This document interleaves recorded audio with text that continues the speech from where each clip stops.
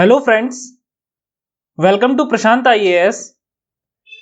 Friends, इस video को शुरू करने से पहले मैं आपको बताना चाहता हूं कि यह वीडियो हिंदी मीडियम और बाइलिंगुअल स्टूडेंट्स के लिए बनाया गया है। इंग्लिश मीडियम के स्टूडेंट्स के लिए चैनल पर अलग से प्लेलिस्ट है। Friends, this video is made for Hindi medium and bilingual students. For English medium students there is a separate playlist on channel and I have also provided the link of English medium video in the description of this video. So friends, हमने last class में पढ़ा कि political science या राजनीति विज्ञान का क्या meaning होता है। मैंने आपको यह भी बताया था कि अगली क्लास से हम कॉन्स्टिट्यूशन ऑफ इंडिया यानी कि भारत के संविधान के बारे में पढ़ेंगे। सो फ्रेंड्स, इस क्लास से हम अपना स्टडी कॉन्स्टिट्यूशन ऑफ इंडिया के साथ आगे बढ़ाएंगे। फ्रेंड्स, कॉन्स्टिट्यूशन को पढ़ने से पहले हमें यह समझ लेना आवश्यक है कि कॉन्स्टिट्यूशन होता क्या है। What is constitution? What is the meaning of constitution? क्या अर्थ होता है कॉन्स्टिट्यूशन का? संविधान शब्द का क्या अर्थ होता है? तो सबसे पहले मैं आपको यह समझाऊंगा कि संविधान का अर्थ क्या होता है। फ्रेंड्स, आपको कॉन्स्टिट्यूशन का मीनिंग समझाने के लिए मैं आपको एक डायग्राम दिखाऊंगा। तो आप स्क्रीन पर देख सकते हैं कि एक मां और उसके 8 बच्चों का ये डायग्राम है। अब मैं आपसे इस डायग्राम से रिलेटेड कुछ क्वेश्चंस पूछूंगा। तो फ्रेंड्स, मेरा पहला क्वेश्चन है, हु केम फर्स्ट, मदर और चिल्ड्रन? पहले कौन आया? मां पहले आई या बच्चे पहले आए? तो आप कहेंगे कि सर यह तो कॉमन सेंस है कि मां पहले आएगी और बच्चे मां के बाद आएंगे, क्योंकि बच्चों को जन्म कौन देगा? बच्चों को जन्म मां देगी। सो मदर पहले आएगी और मदर के बाद बच्चे आएंगे। अब मेरा दूसरा क्वेश्चन है कि मां और बच्चों में से कौन ज्यादा पावरफुल है? Who is more powerful, mother और children? Who is supreme, mother और चिल्ड्रन? सर्वोच्च कौन है? मदर सर्वोच्च है या बच्चे सर्वोच्च हैं? सो फ्रेंड्स, डेफिनेटली आप यही कहेंगे कि सर बच्चे अपनी मां पर डिपेंडेंट हैं, पर मां बच्चों पर डिपेंडेंट नहीं है, इसलिए मां सुप्रीम है, मां ज्यादा पावरफुल है। बच्चे मां के सबऑर्डिनेट हैं, बच्चे मां से इंफीरियर हैं, ठीक है, और मदर ज्यादा पावरफुल है, मदर सुप्रीम है। अब मेरा तीसरा क्वेश्चन यह है कि यदि मां और बच्चों के बीच लड़ाई हो जाए, if there is a conflict between mother and children, then who will win? तो कौन जीतेगा? यदि मां और बच्चों के बीच कोई मतभेद हो जाए तो कौन जीतेगा? तो डेफिनेटली मदर सुप्रीम है, मदर पावरफुल है, इसलिए मदर ही जीतेगी। फ्रेंड्स, अब इस एग्जाम्पल के थ्रू मैं आपको यह एक्सप्लेन करूंगा कि कॉन्स्टिट्यूशन क्या होता है। मैं आपको कॉन्स्टिट्यूशन का सबसे पहले थोड़ा सा आइडिया दूंगा। तो हम यहां पर कॉन्स्टिट्यूशन को कंपेयर करेंगे, संविधान को कंपेयर करेंगे मां से, और बाकी की जितनी भी लॉज हैं, जितने भी कानून हैं, उनको कंपेयर करेंगे हम बच्चों से। तो कॉन्स्टिट्यूशन या संविधान क्या है? कॉन्स्टिट्यूशन मदर लॉ है। कॉन्स्टिट्यूशन सभी लॉज की मां है, और बाकी के जितने भी लॉज हों, जैसे कि सिटीजनशिप एक्ट, नागरिकता अधिनियम, हिंदू मैरिज एक्ट, हिंदू विवाह अधिनियम, स्पेशल मैरिज एक्ट, विशेष विवाह अधिनियम, motor vehicle act, Indian evidence act, Indian penal code यानी कि भारतीय दंड विधान, अफस्पा यानी कि armed forces special power act. तो ये सब लॉज क्या हैं? ये सब लॉज कॉन्स्टिट्यूशन के बच्चे हैं, ये सब लॉज कॉन्स्टिट्यूशन के बेबीज हैं। और कॉन्स्टिट्यूशन क्या है? कॉन्स्टिट्यूशन मदर लॉ है, कॉन्स्टिट्यूशन इन सब की मां है। अब हम समझेंगे कि कॉन्स्टिट्यूशन है क्या। तो अब मैं आपसे दोबारा से फिर वही क्वेश्चंस पूछूंगा। मेरा पहला क्वेश्चन है कि हु केम फर्स्ट, कॉन्स्टिट्यूशन और द अदर लॉज? पहले कौन आया? कॉन्स्टिट्यूशन या संविधान पहले आया या फिर बाकी के कानून पहले आए? तो डेफिनेटली आप कहेंगे कि सर चूंकि कॉन्स्टिट्यूशन मदर लॉ है, कॉन्स्टिट्यूशन सभी लॉज की मां है, तो पहले कॉन्स्टिट्यूशन आएगा और कॉन्स्टिट्यूशन के आने के बाद सभी लॉज आएंगी। तो इस बात का क्या मतलब है? इस बात का यह अर्थ है कि constitution is the first law of the land. Constitution देश का प्रथम कानून है। सबसे पहले कॉन्स्टिट्यूशन आएगा, कॉन्स्टिट्यूशन देश का सबसे महत्वपूर्ण कानून है, कॉन्स्टिट्यूशन देश का सबसे बेसिक आधारभूत कानून है, तो कॉन्स्टिट्यूशन सबसे पहले आएगा और कॉन्स्टिट्यूशन के बाद बाकी के लॉज आएंगे। अब मेरा दूसरा क्वेश्चन यह है कि who is supreme, who is more powerful, ज्यादा शक्तिशाली कौन है, सर्वोच्च कौन है, संविधान सर्वोच्च है या फिर बाकी के लॉ सर्वोच्च हैं? तो आप कहेंगे कि सर डेफिनेटली चूंकि संविधान मदर लॉ है, कॉन्स्टिट्यूशन मदर लॉ है और बाकी के लॉज कॉन्स्टिट्यूशन के बेबी हैं, इसलिए कॉन्स्टिट्यूशन ज्यादा पावरफुल है, कॉन्स्टिट्यूशन सुप्रीम है। जैसे कि बच्चे मां पर डिपेंडेंट हैं और मां बच्चों से डिपेंडेंट नहीं है, बिल्कुल उसी प्रकार कॉन्स्टिट्यूशन पर बाकी के लॉज डिपेंड हैं, निर्भर हैं, लेकिन कॉन्स्टिट्यूशन किसी भी लॉ पर निर्भर नहीं है। कॉन्स्टिट्यूशन इंडिपेंडेंट है, स्वतंत्र है, सबसे शक्तिशाली है, इसलिए कॉन्स्टिट्यूशन सुप्रीम है, सर्वोच्च है।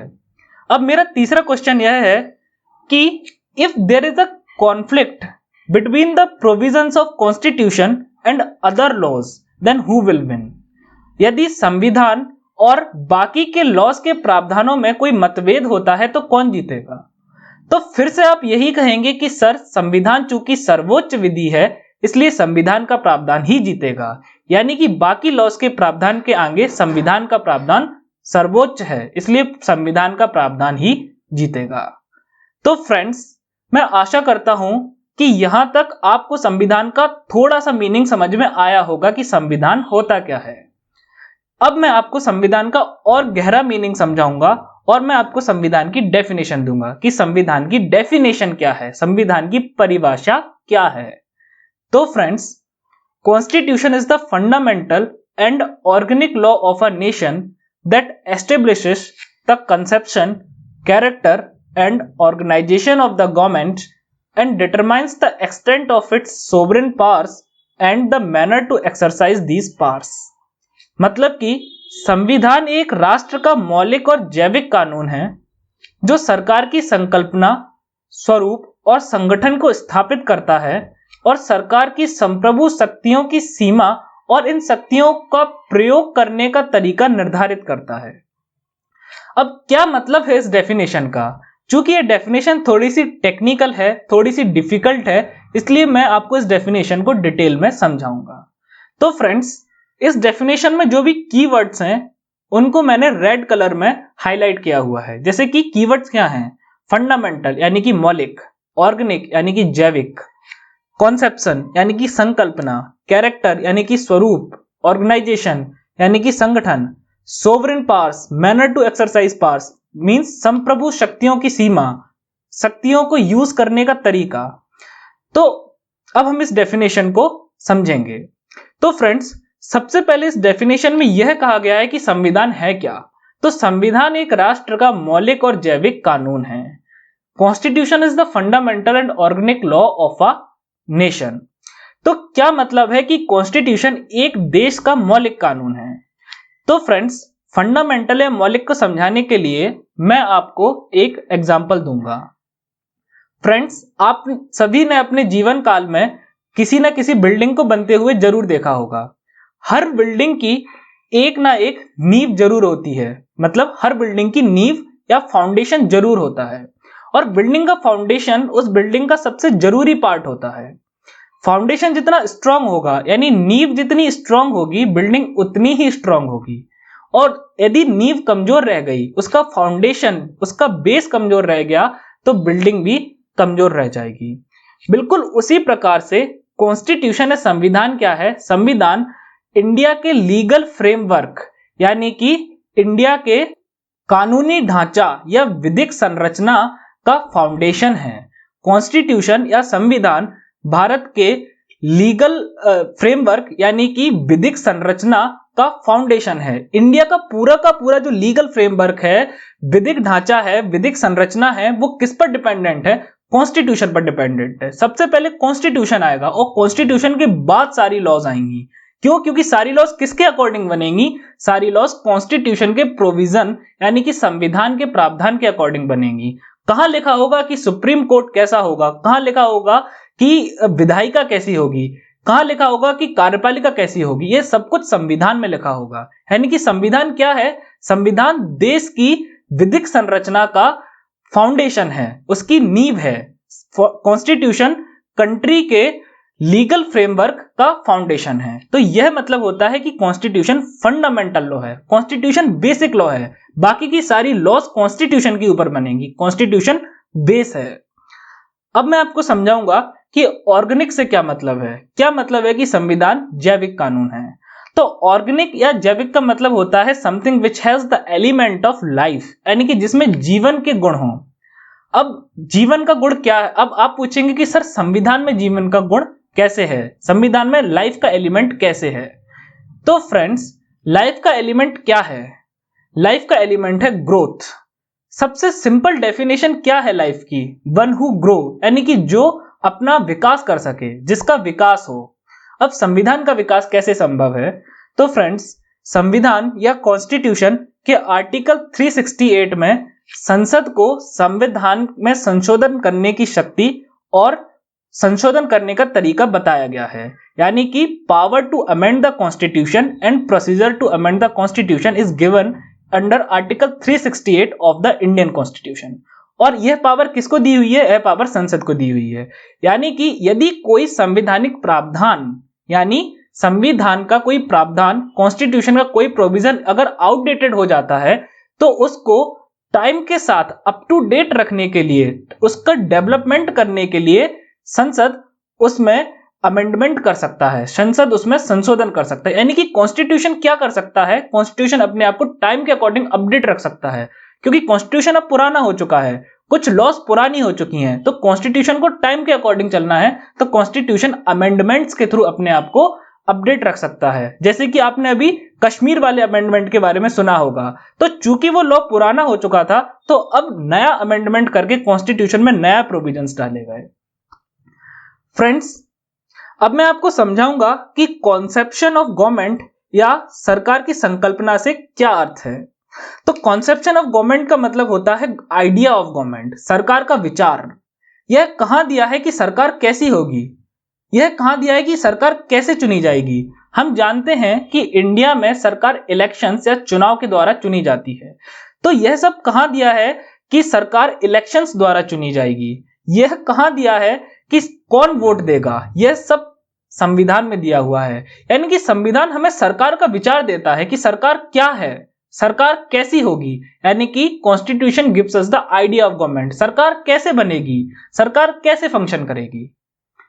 फ्रेंड्स, अब मैं आपको समझाऊंगा स्वरूप का मतलब, कि क्या इस बात का मतलब है कि संविधान सरकार के स्वरूप को स्थापित करता है। तो सरकार के स्वरूप से क्या मतलब है, गवर्नमेंट के कैरेक्टर से क्या मतलब है? तो गवर्नमेंट के कैरेक्टर या सरकार के स्वरूप का मतलब है कि सरकार का नेचर कैसा होगा, सरकार की प्रकृति कैसे होगी। जैसे कि मैं आपको इस बात को भारत का एग्जांपल देके समझाता हूं। तो जो इंडियन गवर्नमेंट है उसका कैरेक्टर क्या है? सेक्युलर यानी पंथ निरपेक्ष, सोवरेन यानी कि संप्रभु, डेमोक्रेटिक रिपब्लिक यानी कि लोकतांत्रिक गणराज्य, सोशलिस्ट यानी कि समाजवादी। फ्रेंड्स, संप्रभुता या सोवरेनिटी का मीनिंग मैं आपको पिछली क्लास में बहुत ही डिटेल में समझा चुका हूं। संप्रभुता क्या होती है या सोवरेनिटी क्या होती है? सोवरेनिटी मींस सुप्रीम अथॉरिटी, संप्रभुता मतलब कि सर्वोच्च सत्ता। या और क्या मतलब है सोवरेनिटी का? सोवरेनिटी का मींस होता है authority which is independent in taking its decisions externally as well as internally, यानी कि एक ऐसी संस्था जो अपने निर्णय लेने के लिए स्वतंत्र है, आंतरिक रूप से भी एवं बाहरी रूप से भी। फ्रेंड्स, संप्रभुता का मीनिंग को और डिटेल में समझने के लिए आप पिछला लेक्चर देख सकते हैं, और आगे आने वाले लेक्चर में जब मैं आपको सोवरेनिटी का मीनिंग पढ़ाऊंगा तो मैं आपको और डिटेल में पढ़ाऊंगा। अब मैं आपको बताऊंगा कि सेक्युलर का मतलब क्या होता है। तो फ्रेंड्स, सेक्युलर का लिटरल मीनिंग होता है धर्मनिरपेक्ष, लेकिन कुछ कारणों से भारतीय संविधान में धर्मनिरपेक्ष की जगह पंथ निरपेक्ष शब्द का प्रयोग किया गया है। तो क्या अंतर होता है धर्मनिरपेक्ष और पंथ निरपेक्ष में, और क्यों भारत में धर्मनिरपेक्ष की तरह पंथ निरपेक्ष यूज किया गया, यह मैं आपको सेक्युलरिज्म के टॉपिक के टाइम पढ़ाऊंगा। क्योंकि अभी हमारा फोकस क्या है? कॉन्स्टिट्यूशन को समझना कि क्या कॉन्स्टिट्यूशन है। तो यहां मैं आपको सेक्युलरिज्म या पंथ निरपेक्ष का एक थोड़ा सा आइडिया दूंगा। तो सेक्युलरिज्म क्या है, पंथ निरपेक्षता क्या है? So secularism means there is no official religion of the government, यानी कि सरकार का कोई भी ऑफिशियल धर्म नहीं होगा, यानी कि सरकार का कोई भी औपचारिक धर्म नहीं होगा। जैसे कि हम सब भारत के निवासी हैं, तो क्या आप जानते हैं भारत का ऑफिशियल रिलीजन कौन सा है, औपचारिक धर्म कौन सा है? लेकिन पाकिस्तान का औपचारिक धर्म या ऑफिशियल रिलीजन इस्लाम है, लेकिन भारत का कोई भी औपचारिक धर्म नहीं है। पंथ निरपेक्षता का मतलब यह भी होता है कि स्टेट यानी कि सरकार किसी भी धर्म को फेवर नहीं करेगी, किसी भी धर्म के साथ पक्षपात नहीं करेगी और ना ही किसी भी धर्म से डिस्क्रिमिनेट करेगी, यानी कि ना ही किसी धर्म के साथ भेदभाव करेगी। सरकार सभी धर्मों से समान दूरी बना के रखेगी। जब भी कोई निर्णय लिया जाएगा तो वह किसी भी धर्म के सेंटिमेंट्स को माइंड में रखकर नहीं लिया जाएगा। वो निर्णय इसलिए लिया जाएगा कि क्या वह निर्णय भारत की जनता के लिए, भारत के लिए सही है या नहीं है। तो यह मतलब होता है सेक्युलरिज्म या पंथ निरपेक्ष का। अब फ्रेंड्स, रिपब्लिक या गणराज्य का क्या मतलब होता है? तो गणराज्य या रिपब्लिक का मतलब होता है कि जहां देश का लीडर यानी कि हेड ऑफ द स्टेट, देश का जो मुखिया है, देश का जो मेन मुखिया है, वो वंशानुगत या हेरिडिटरी ना होकर चुना गया हो, इलेक्टेड हो। जैसे कि वंशानुगत या हेरिडिटरी सिस्टम का क्या मतलब है? हेरिडिटरी का मतलब है कि राजा का बेटा राजा बनेगा, लेकिन यदि सिस्टम हेरिडिटरी नहीं है तो इसका मतलब है कि राजा का बेटा राजा नहीं बनेगा। रिपब्लिक का मतलब है कि राजा का बेटा राजा नहीं बनेगा। रिपब्लिक का मतलब है कि देश का मुखिया चुना जाएगा। तो चूंकि इंडिया एक रिपब्लिक है, इसलिए इंडिया का हेड कौन है? हेड ऑफ स्टेट कौन है? इंडियन स्टेट का हेड कौन है? प्रेसिडेंट, राष्ट्रपति इंडियन स्टेट का हेड है। तो हम जानते हैं कि राष्ट्रपति के चुनाव होते हैं। तो भारत के राष्ट्रपति का पद वंशानुगत नहीं है, भारत के राष्ट्रपति को चुना जाता है। अब लोकतंत्र या डेमोक्रेसी का मतलब क्या होता है? क्योंकि पूरा टर्म है डेमोक्रेटिक रिपब्लिक या फिर लोकतांत्रिक गणराज्य। तो लोकतंत्र का मतलब होता है लोगों का शासन, रूल ऑफ पीपल, जहां पर लोग शासन करें, जहां पर लोग सोवरेन हो, जहां पर लोग संप्रभु हो। ठीक है। नाउ फ्रेंड्स, डेमोक्रेसी या लोकतंत्र के दो टाइप होते हैं, डायरेक्ट डेमोक्रेसी और इनडायरेक्ट डेमोक्रेसी, यानी प्रत्यक्ष लोकतंत्र और अप्रत्यक्ष लोकतंत्र। प्रत्यक्ष लोकतंत्र में क्या होता है कि देश के सभी नागरिक एक स्थान पर इकट्ठा होकर अपने लिए कानून बनाते हैं। जैसे कि यदि आप प्रत्यक्ष लोकतंत्र के बारे में जानना चाहते हैं तो आप स्विट्जरलैंड के कॉन्स्टिट्यूशन को पढ़ सकते हैं। फ्रेंड्स, लेकिन भारत और अमेरिका जैसे विशाल देशों में यह संभव नहीं है कि देश के सभी नागरिक एक ही समय पर एक ही स्थान पर इकट्ठे हों और फिर कानून बनाएं। क्योंकि आप जानते हैं भारत की जनसंख्या 130 करोड़ है, तो ये पॉसिबल नहीं है कि 130 करोड़ लोग एक बार में एक स्थान पर इकट्ठे होंगे और वो फिर लॉ बनाएंगे। इसलिए भारत में इनडायरेक्ट डेमोक्रेसी है। इनडायरेक्ट डेमोक्रेसी में क्या होता है कि लोग अपने रिप्रेजेंटेटिव या अपने प्रतिनिधि को चुनते हैं। जैसे कि आप सब लोग चुनाव में हिस्सा लेते हैं, आप सब लोग अपने अपने प्रतिनिधि को वोट करते हैं, ठीक है, और फिर वो प्रतिनिधि या रिप्रेजेंटेटिव आपके लिए कानून बनाते हैं। अब फ्रेंड्स, सोशलिस्ट या समाजवादी का क्या अर्थ होता है? तो फ्रेंड्स, सोशलिज्म वो सिस्टम होता है जिसमें समाज के रिसोर्सेस यानी संसाधन और वेल्थ यानी संपत्ति पर किसी एक का अधिकार नहीं होता, बल्कि पूरे समाज का अधिकार होता है। इस बात को आपको समझाने के लिए मैं एक छोटा सा एग्जांपल दूंगा कि मान के चलिए एक देश के पास 100 सिक्के हैं और उस देश की जनसंख्या भी 100 लोगों की है, तो हर सिक्के को एक एक व्यक्ति को बांट दिया जाएगा। तो इस सिस्टम को हम क्या बोलेंगे? सोशलिज्म। फ्रेंड्स, ये सोशलिज्म की प्रॉपर डेफिनेशन नहीं है, यहां मैंने आपको एक छोटा सा आइडिया दिया है कि सोशलिज्म होता क्या है। आगे आने वाले लेक्चर्स में जब हम सोशलिज्म को डिटेल में डिस्कस करेंगे तो मैं आपको इसे डिटेल में समझाऊंगा। फ्रेंड्स, अब हम समझते हैं कि ऑर्गेनाइजेशन ऑफ द गवर्नमेंट या फिर सरकार के संगठन से क्या मतलब है, या फिर सरकार का संगठन क्या होता है। ऑर्गेनाइजेशन ऑफ द गवर्नमेंट या सरकार के संगठन का मतलब होता है डिजाइन ऑफ द गवर्नमेंट, यानी सरकार की कैसी डिजाइन है, सरकार को किस तरह से डिजाइन किया गया है, क्या स्ट्रक्चर है सरकार का। तो फ्रेंड्स, जैसा कि मैंने आप सबको बताया कि भारत एक इनडायरेक्ट डेमोक्रेसी है, यानी अप्रत्यक्ष लोकतंत्र है। तो किसी भी अप्रत्यक्ष लोकतंत्र में दो तरह की सरकार होती है, या तो संसदीय सरकार होगी यानी पार्लियामेंट्री फॉर्म ऑफ गवर्नमेंट, या फिर अध्यक्षात्मक शासन प्रणाली होगी यानी कि प्रेसिडेंशियल फॉर्म ऑफ गवर्नमेंट। तो क्या होती है पार्लियामेंट्री फॉर्म ऑफ गवर्नमेंट, क्या होती है प्रेसिडेंशियल फॉर्म ऑफ गवर्नमेंट, और क्या अंतर है दोनों में? फ्रेंड्स, जब ये लेक्चर आगे बढ़ेंगे तो मैं आपको शक्ति पृथक्करण का सिद्धांत पढ़ाऊंगा। शक्ति पृथक्करण का सिद्धांत यानी कि separation of power, principle of separation of power. Principle of separation of power क्या कहता है कि सरकार की सारी शक्तियां, सरकार के पास 3 शक्तियां होती हैं, सरकार की तीनों शक्तियां किसी भी एक संस्था या बॉडी में कॉन्सेंट्रेट नहीं होनी चाहिए। सरकार की तीनों शक्तियां किसी भी एक बॉडी को नहीं देनी चाहिए। सरकार की तीनों शक्तियां अलग अलग इंस्टीट्यूशन से अलग अलग बॉडी में डिस्ट्रीब्यूट की जानी चाहिए। अब ऐसा क्यों है? ऐसा इसलिए है, जैसे कि आपने अपने राष्ट्रपिता महात्मा गांधी का कथन सुना होगा कि power corrupts and absolute power corrupts absolutely, यानी कि शक्ति मनुष्य को भ्रष्ट बना देती है और यदि आप किसी को सर्वोच्च शक्ति दे देंगे तो वो पूरी तरह से भ्रष्ट हो जाएगा। तो फ्रेंड्स, इसलिए यह आवश्यक है कि गवर्नमेंट की तीनों पावर अलग अलग ऑर्गन्स को, अलग अलग बॉडीज को, अलग अलग संस्थाओं को दी जाएं। तो क्या शक्तियां, ये क्या 3 पावर्स ये क्या है गवर्नमेंट की? इन 3 पावर्स को हम गवर्नमेंट के 3 काम भी कह सकते हैं। तो गवर्नमेंट की पहली पावर या गवर्नमेंट का पहला काम है कानून बनाना। ओके, सो गवर्नमेंट क्या करती है? गवर्नमेंट हमारे लिए कानून बनाती है, गवर्नमेंट हमारे लिए लेजिस्लेशन करती है, गवर्नमेंट हमारे लिए लॉ बनाती है। गवर्नमेंट का दूसरा काम होता है उन कानून को इंप्लीमेंट करना, यानी कि कानून को लागू करना। और गवर्नमेंट का तीसरा काम होता है न्याय व्यवस्था को मेंटेन करना, टू मेंटेन द जस्टिस। क्या मतलब है न्याय व्यवस्था को मेंटेन करने से? न्याय व्यवस्था को मेंटेन करने का मतलब होता है कि जो लोग लॉ का वायलेशन करें, जो लोग कानून का उल्लंघन करें, उनको दंड देना। तो फ्रेंड्स, अध्यक्षात्मक शासन प्रणाली या प्रेसिडेंशियल फॉर्म ऑफ गवर्नमेंट में क्या होता है कि सरकार की तीनों पावर्स अलग अलग ऑर्गन्स को दी जाती हैं। जो बॉडी लॉ बनाती है उसे कहते हैं लेजिस्लेचर या विधायिका।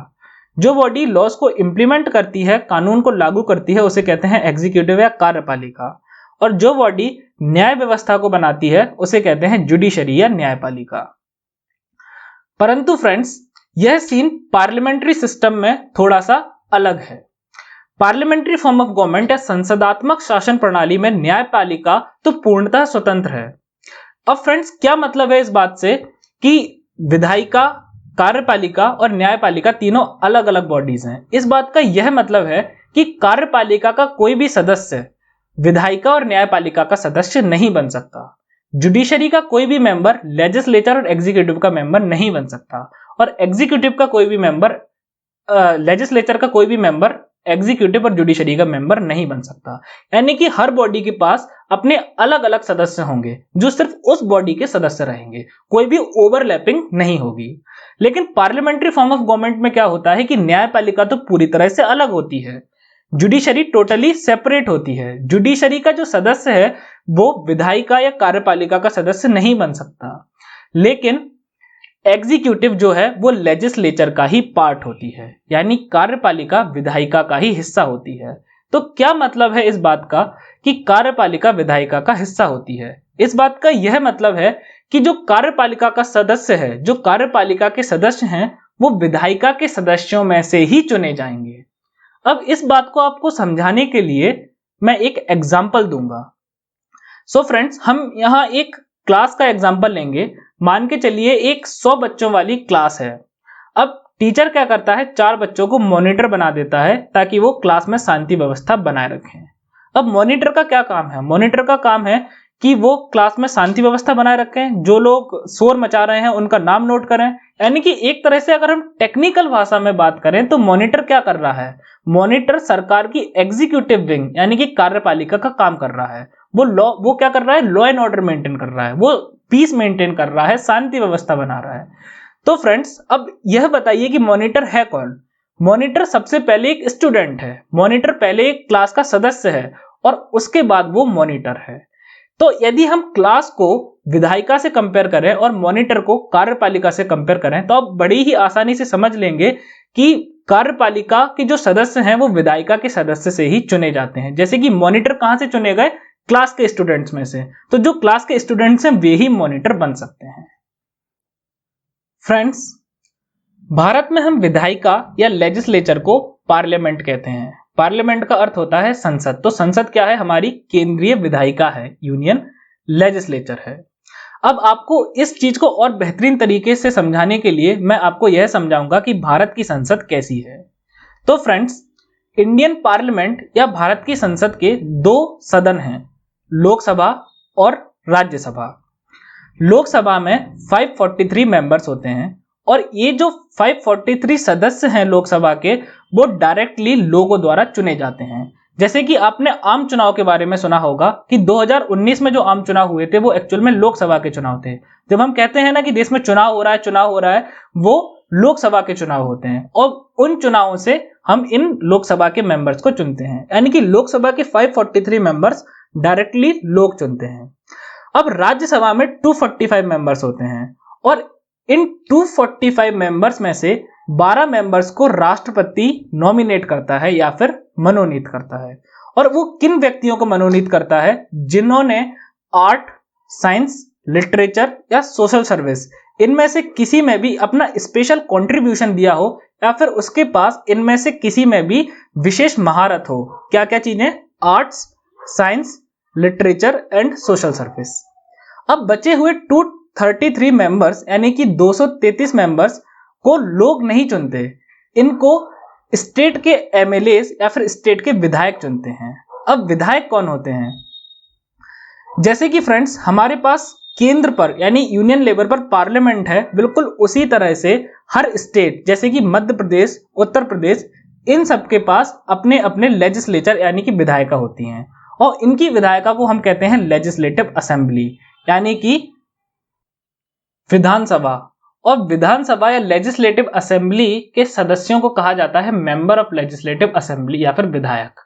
तो राज्यसभा के चुनाव में आम आदमी वोट नहीं देते। राज्यसभा के चुनाव में वोट कौन देता है? इन लेजिस्लेटिव असेंबली या विधानसभाओं के विधायक वोट देते हैं। और इन विधायकों को कौन चुनता है? इन विधायकों को डायरेक्टली लोग चुनते हैं, भारत की जनता चुनती है, उस स्टेट की जनता चुनती है।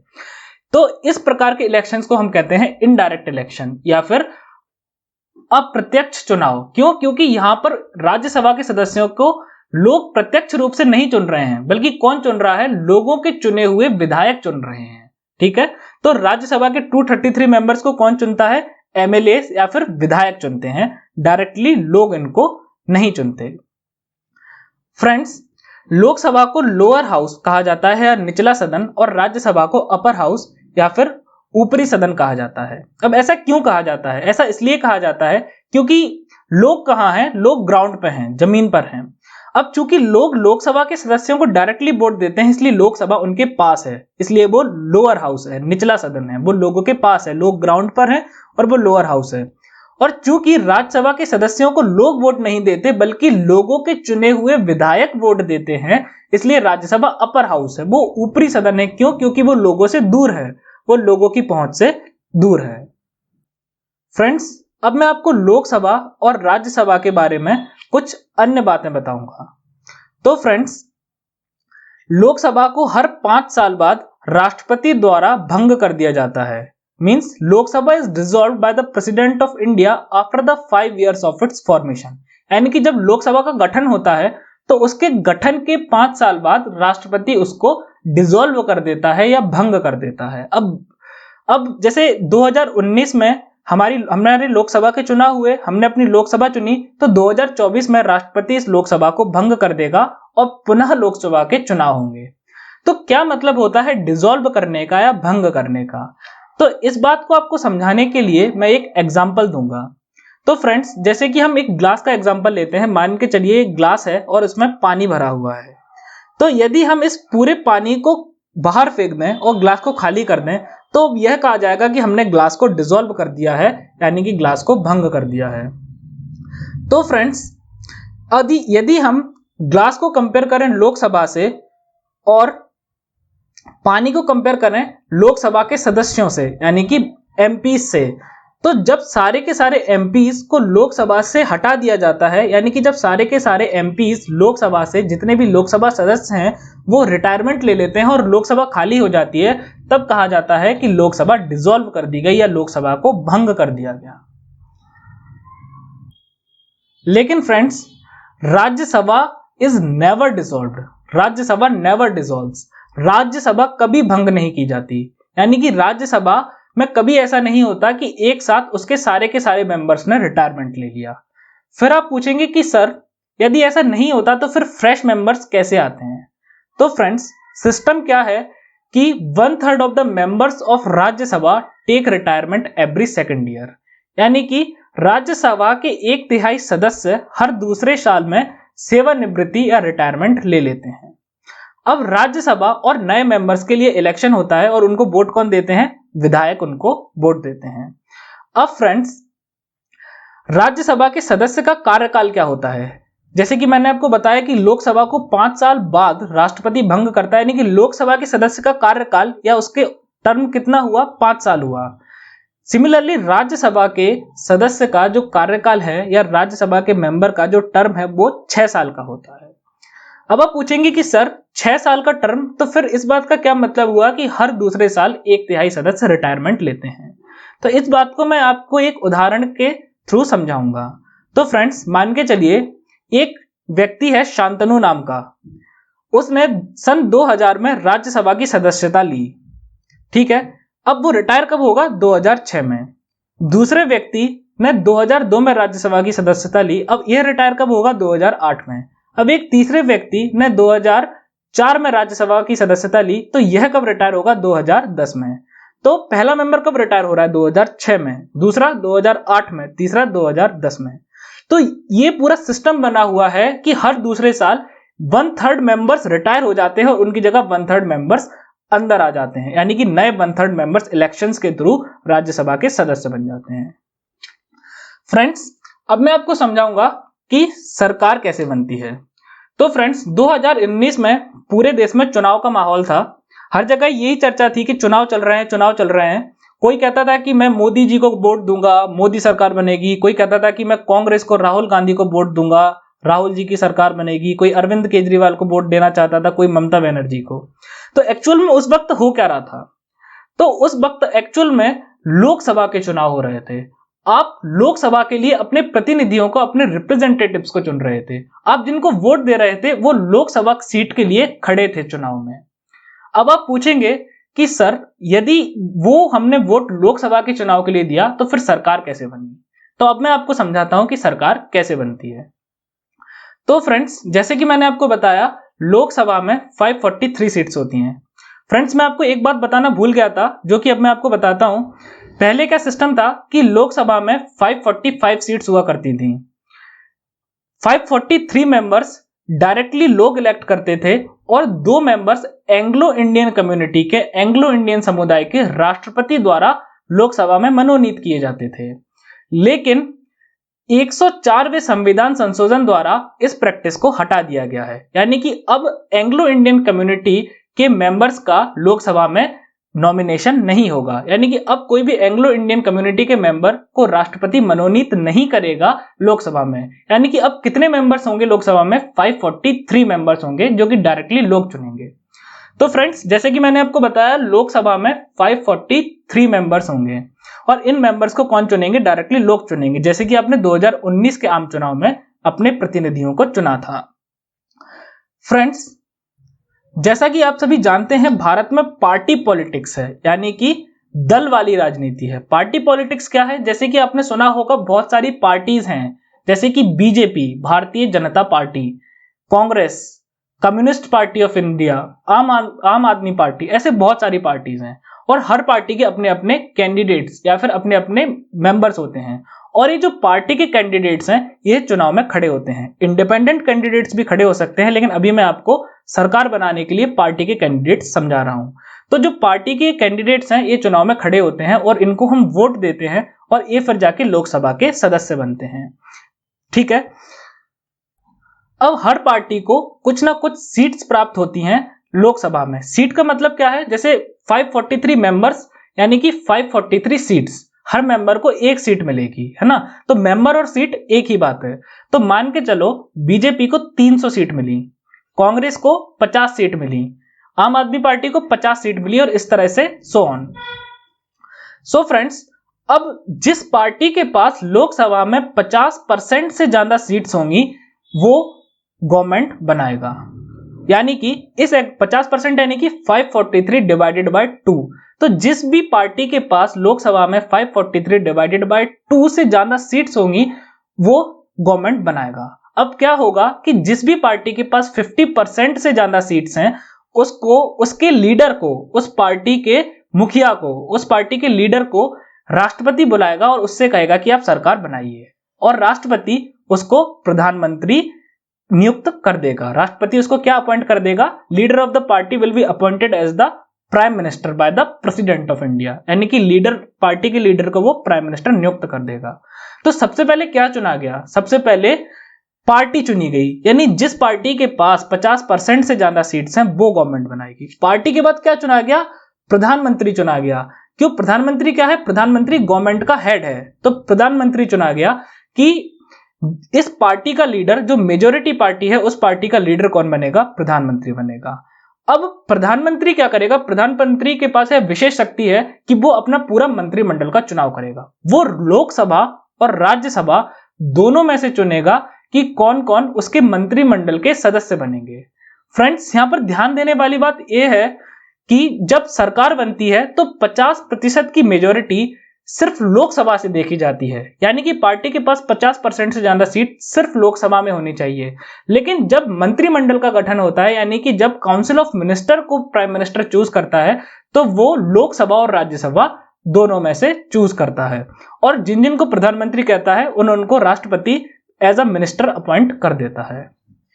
फ्रेंड्स, इस चीज को आप इस वेन डायग्राम के थ्रू काफी आसानी से समझ सकते हैं।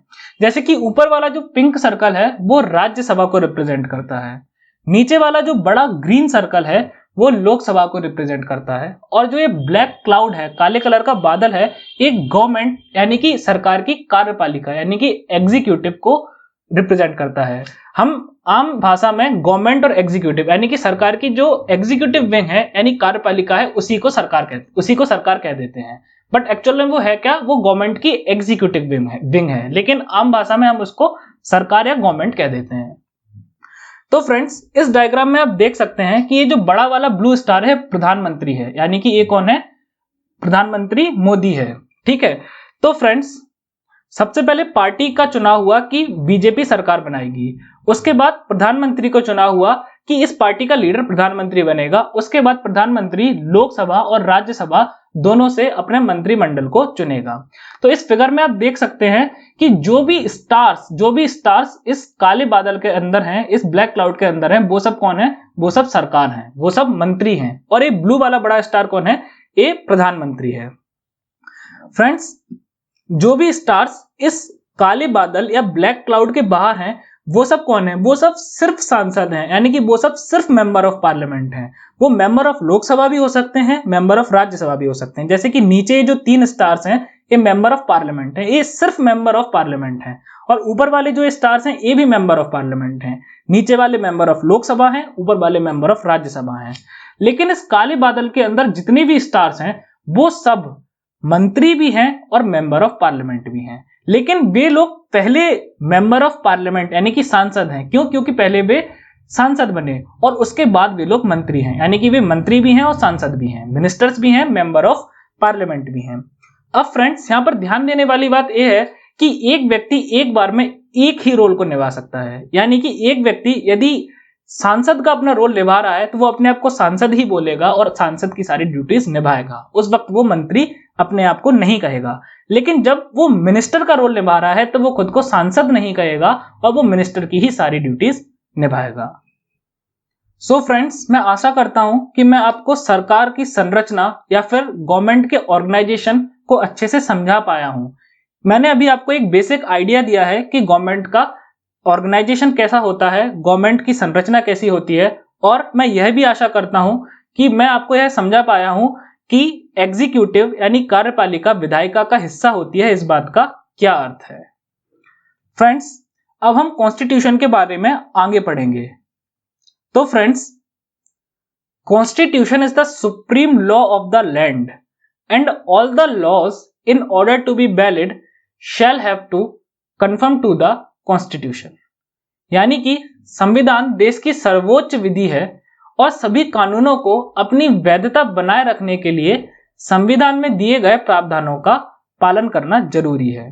तो क्या मतलब है इस बात का? तो इस बात का मतलब यह है कि कॉन्स्टिट्यूशन क्या है। जैसे कि मैंने आपको पहले बताया, कॉन्स्टिट्यूशन सुप्रीम लॉ है, कॉन्स्टिट्यूशन इंडिपेंडेंट है, कॉन्स्टिट्यूशन किसी भी लॉ पर निर्भर नहीं है, लेकिन बाकी की सारी लॉज क्या है, कॉन्स्टिट्यूशन पर निर्भर है। तो कॉन्स्टिट्यूशन सर्वोच्च है, कॉन्स्टिट्यूशन सबसे ऊपर है, कॉन्स्टिट्यूशन से ऊपर कोई भी नहीं है। और यदि बाकी के जितने भी कानून हैं, जैसे हिंदू मैरिज एक्ट हो गया, है ना, स्पेशल मैरिज एक्ट हो गया, इन सबको यदि अपनी वैधता बनाए रखनी है तो इनको संविधान के प्रावधानों का पालन करना पड़ेगा। यदि ये संविधान के प्रावधानों से उलझेंगे तो इनकी वैधता नष्ट कर दी जाएगी। अब इस बात को समझाने के लिए मैं आपको एग्जाम्पल देके समझाऊंगा। तो अब हम केस पढ़ेंगे कि संविधान वर्सेस लॉ, जब दूसरी लॉज और संविधान के बीच में कॉन्फ्लिक्ट हुई। तो फ्रेंड्स, इंडियन पिनल कोड यानी कि भारतीय दंड संहिता में एक सेक्शन 377 था। अब सेक्शन 377 क्या था? होमोसेक्सुअलिटी या फिर समलैंगिकता। तो फ्रेंड्स, एक्चुअल में सेक्शन 377 होमोसेक्सुअलिटी को क्रिमिनलाइज करता था, मतलब कि समलैंगिकता को अपराध घोषित करता था। लेकिन यदि कोई व्यक्ति होमोसेक्सुअल है तो इसमें इसकी कोई गलती नहीं है, ये नेचुरल है, उसने नेचर ने उसे ऐसे बनाया है। और यदि आप किसी को होमोसेक्सुअलिटी करने से रोकते हैं तो आप क्या कर रहे हो? आप उसकी पर्सनल लिबर्टी, उसकी स्वतंत्रता को भंग कर रहे हो। भारतीय संविधान का आर्टिकल 21 हर इंडिविजुअल को, हर किसी को right to life and personal liberty guarantee करता है, यानी कि जीवन का और स्वतंत्रता का अधिकार। और आर्टिकल 377 क्या कर रहा है? होमोसेक्सुअल्स की स्वतंत्रता को छीन रहा था। इसलिए इस सेक्शन 377 आईपीसी का संविधान के अनुच्छेद 21 को वायलेट कर रहा था, उसकी उल्लंघना कर रहा था। इसलिए इसको सुप्रीम कोर्ट ने नल एंड वाइड डिक्लेयर कर दिया, यानी कि यह इनवैलिड है, अवैध है। अब मैं आपको इंस्टेंट ट्रिपल तलाक के बारे में बताऊंगा। इंस्टेंट ट्रिपल तलाक या तलाके विद्दत। तलाके विद्दत क्या है कि तलाके विद्दत में मुस्लिम पुरुषों को एक विशेष शक्ति दी हुई है कि जब भी वो अपनी पत्नी से तलाक लेना चाहें तो वो 3 बार तलाक तलाक तलाक कह सकते हैं और तुरंत उनका तलाक हो जाएगा। परंतु फ्रेंड्स, सोचिए, यदि कोई पति अपनी मासूम पत्नी को गुस्से में आके या किसी और कारण से तलाक दे देता है तो उससे उसकी पत्नी की पूरी जिंदगी बर्बाद हो जाती है। यानी कि जो इंस्टेंट ट्रिपल तलाक था, ये 2 संविधान के प्रोविजंस को वायलेट कर रहा था। सबसे पहले आर्टिकल 14। आर्टिकल 14 क्या है? राइट टू इक्वलिटी, यानी समानता का अधिकार। लेकिन इंस्टेंट ट्रिपल तलाक क्या कर रहा है? पुरुष और महिला में भेदभाव कर रहा है, पुरुष को विशेष शक्तियां दे रहा है और महिला को पुरुष के नीचे दबा रहा है।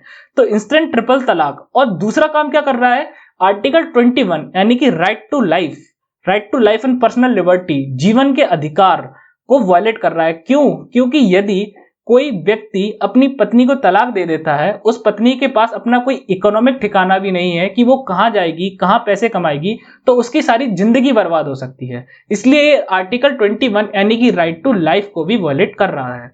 इसलिए इसको सुप्रीम कोर्ट ने नल एंड वाइड या फिर इनवैलिड डिक्लेयर कर दिया। इसके बाद मैं आपको बताऊंगा एनजेएसी के बारे में। NJAC means national judicial appointment commission या फिर राष्ट्रीय न्यायिक नियुक्ति आयोग। क्या होता है एनजेएसी? तो फ्रेंड्स, अभी क्या प्रैक्टिस है कि सुप्रीम कोर्ट और हाई कोर्ट के जजेस की नियुक्ति या अपॉइंटमेंट कोर्ट द्वारा ही की जाती है, लेकिन एनजेएसी के थ्रू सरकार जजेस की नियुक्ति को, जजेस के अपॉइंटमेंट को कंट्रोल करना चाहती थी। अब अगर सरकार जजेस के अपॉइंटमेंट को कंट्रोल कर लेती तो वो कोर्ट के डिसीजन मेकिंग को भी काफी हद तक प्रभावित कर पाती। और इंडिपेंडेंस ऑफ जुडिशरी यानी कि न्यायपालिका की स्वतंत्रता हमारे संविधान का बेसिक स्ट्रक्चर है। बेसिक स्ट्रक्चर यानी कि मूल ढांचा है, और बेसिक स्ट्रक्चर को नहीं बदला जा सकता। इसलिए सुप्रीम कोर्ट ने इसको क्या किया? नल एंड वाइड डिक्लेयर कर दिया।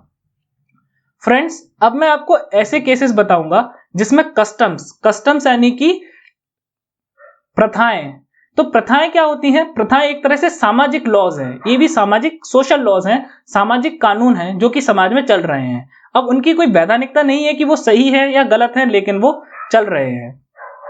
तो friends, entry of women was prohibited in certain temples.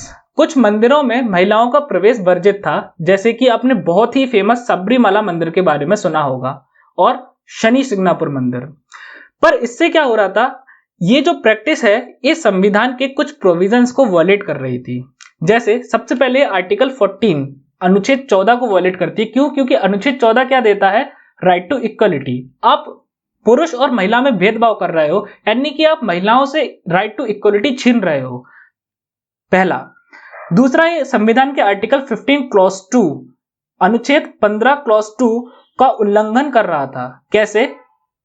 Article 15 clause 2 क्या है? आर्टिकल 15 क्लॉज 2 पब्लिक प्लेसेस में एंट्री के बारे में है, यानी कि किसी के भी जेंडर, किसी के भी caste, religion, gender, place of birth, इन सब रेस, इन सब के आधार पर किसी को भी किसी भी पब्लिक प्लेस में जाने से नहीं रोका जा सकता, है ना। किसी भी इंडियन सिटीजन को उसके sex, caste, religion, race, place of birth या इनमें से किसी भी कारण से किसी भी पब्लिक प्लेस में जाने से नहीं रोका जा सकता। पब्लिक प्लेस जैसे कि मंदिर, घाट, टैंक, रोड, है ना। तो अब इसमें क्या हो रहा है? इसमें आप वुमेन को उनके जेंडर के आधार पर, सिर्फ इस आधार पर, क्योंकि आप वुमेन हो आप टेंपल में नहीं जा सकती, इस आधार पर रोका जा रहा था। इसलिए यह संविधान के आर्टिकल 15 क्लॉज 2 को वायलेट कर रहा था। फ्रेंड्स, यहां मैंने आपको आर्टिकल 15 क्लॉज 2 के बारे में बिल्कुल थोड़ा सा ही बताया है। जब मैं आपको फंडामेंटल राइट्स पढ़ाऊंगा तो मैं आपको आर्टिकल 15 क्लॉज 2 मींस सारे के सारे फंडामेंटल राइट्स बहुत ही डिटेल में पढ़ाऊंगा। Friends, entry of women was prohibited in temples. ये जो प्रैक्टिस थी, यानी महिलाओं का जो मंदिर में प्रवेश वर्जित था, ये संविधान के एक आर्टिकल को और वायलेट कर रहा था। कौन सा है वो आर्टिकल? आर्टिकल 21। आर्टिकल 21 को कैसे वायलेट कर रहा था? क्योंकि सुप्रीम कोर्ट ये कहता है कि article 21 does not only guarantees right to life but it guarantees right to dignified life. यानी कि आर्टिकल 21 जो है वो सिर्फ जीवन की गारंटी नहीं लेता, आर्टिकल 21 सिर्फ लाइफ की गारंटी नहीं लेता, वो एक डिग्निफाइड लाइफ की गारंटी लेता है, यानी कि गरिमापूर्ण जीवन की, एक रिस्पेक्टफुल जीवन की, एक आदरपूर्ण जीवन की। यदि आपके जीवन में गरिमा नहीं है तो वो जीवन है ही नहीं। और यदि आप किसी को इस आधार पर मंदिर में जाने से रोकोगे कि आप पवित्र हो, महिलाओं के बारे में क्या धारणा थी? यही धारणा थी कि वो अपवित्र होती हैं। तो यदि आप किसी को इस गलत धारणा के कारण रोकोगे कि आप अपवित्र हो, तो आप क्या कर रहे हो? आप उसका राइट टू डिग्निफाइड लाइफ, यानी कि उससे गरिमापूर्ण जीवन का अधिकार उससे छीन रहे हो। इसलिए इस प्रैक्टिस को सुप्रीम कोर्ट द्वारा नल एंड वॉइड या फिर अवैध डिक्लेयर कर दिया गया। ऐसी बहुत सारी प्रथाएं थी, जैसे कि सती प्रथा। सती प्रथा में क्या कि किसी भी औरत को उसकी पति की डेड बॉडी के साथ जला दिया जाता था, तो इस प्रैक्टिस को भी इनवैलिड डिक्लेयर कर दिया गया। चाइल्ड मैरिज, डाउरी और ऐसी ही कई प्रैक्टिसेस थी जिन्होंने जिन्होंने कॉन्स्टिट्यूशन या संविधान के प्रावधानों का वायलेशन किया और उनको इनवैलिड या अवैध घोषित कर दिया गया। फ्रेंड्स, अब मैं आपको कॉन्स्टिट्यूशन के बारे में और बातें बताऊंगा। So friends, constitution has a special legal sanctity, यानी संविधान में एक विशेष वैधानिक पवित्रता है। अब क्या मतलब है इस बात से कि constitution has a special legal sanctity या विशेष वैधानिक पवित्रता? तो इस बात को मैं आपको एक एग्जांपल के थ्रू समझाना चाहूंगा। जैसे कि हम जानते हैं हिंदू धर्म में श्रीमद् भगवत गीता को एक विशेष स्थान प्राप्त है, एक विशेष पवित्रता प्राप्त है। कुरान को इस्लाम धर्म में एक विशेष पवित्रता प्राप्त है।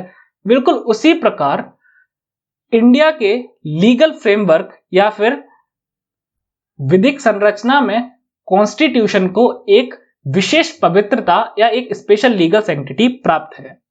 अब ऐसा क्यों है? ऐसा इसलिए है क्योंकि कॉन्स्टिट्यूशन को उसकी सारी पावर्स लोग देते हैं। Constitution drives it's all powers and authority from people directly. ठीक है, अब मैंने आपको बताया था कि इंडिया क्या है? इंडिया एक डेमोक्रेसी है, यानी इंडिया एक लोकतंत्र है। लोकतंत्र क्या होता है? लोकतंत्र मीन्स जहां लोगों का रूल हो, जहां लोगों का राज हो, यानी कि जहां सोवरेन कौन है, संप्रभु कौन है, यहां लोग संप्रभु हैं। और जब लोगों ने अपनी सारी शक्ति संविधान को दी है तो सबसे ज्यादा पावरफुल कौन है? कॉन्स्टिट्यूशन सबसे पावरफुल है। इसीलिए संविधान के पास एक विशेष वैधानिक पवित्रता है। अब फ्रेंड्स, इस बात का प्रूफ कहां है कि लोगों ने अपनी सारी पावर्स कॉन्स्टिट्यूशन को दी है? तो इस बात का प्रूफ आपको कॉन्स्टिट्यूशन ऑफ इंडिया में मिल जाएगा। तो इस बात का प्रूफ आपको इंडियन कॉन्स्टिट्यूशन के प्रीएम्बल में मिल जाएगा। तो फ्रेंड्स, जब आप प्रियम्बल की पहली और आखिरी लाइंस पढ़ेंगे तो आपको यह बात समझ आ जाएगी, जो कि है, हम भारत के लोग दृढ़ संकल्प होकर अपनी संविधान सभा में आज तारीख 26 नवंबर 1949 ईस्वी को एतद द्वारा इस संविधान को अंगीकृत, अधिनियमित और आत्मार्पित करते हैं। यानी कि we the people of India in the beginning and in the end in our constituent assembly this 26th day of November 1949 do hereby adopt, enact and give to ourselves this constitution।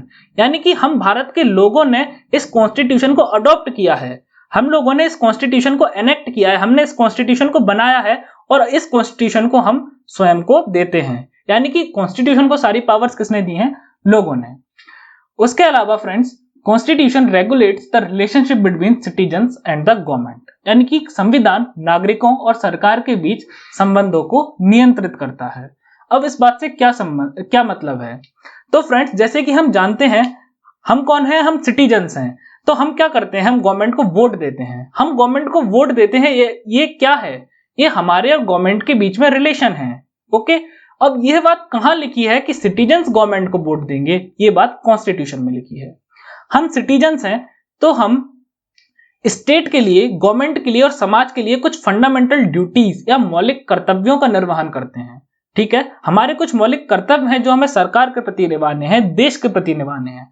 तो ये मौलिक कर्तव्य कहां दिए हुए हैं? ये संविधान में दिए हुए हैं। गवर्नमेंट हमें सिटीजनशिप देती है, नागरिकता देती है। जैसे कि आप सबके पास आधार कार्ड होगा। आधार कार्ड क्या है? आधार कार्ड नागरिकता का प्रूव है कि आपके पास नागरिकता है।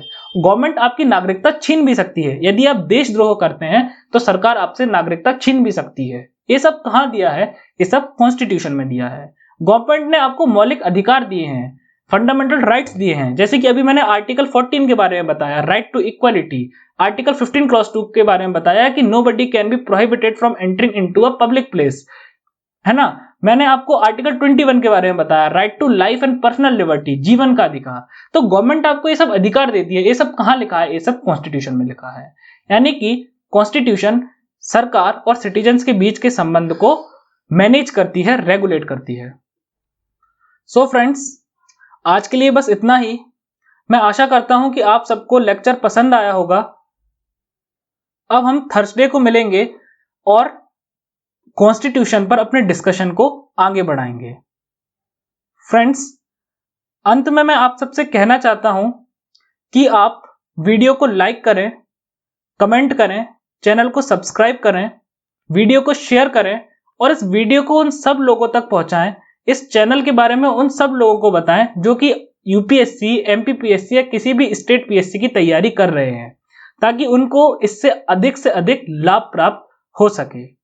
Till then, take care of yourself. Thank you.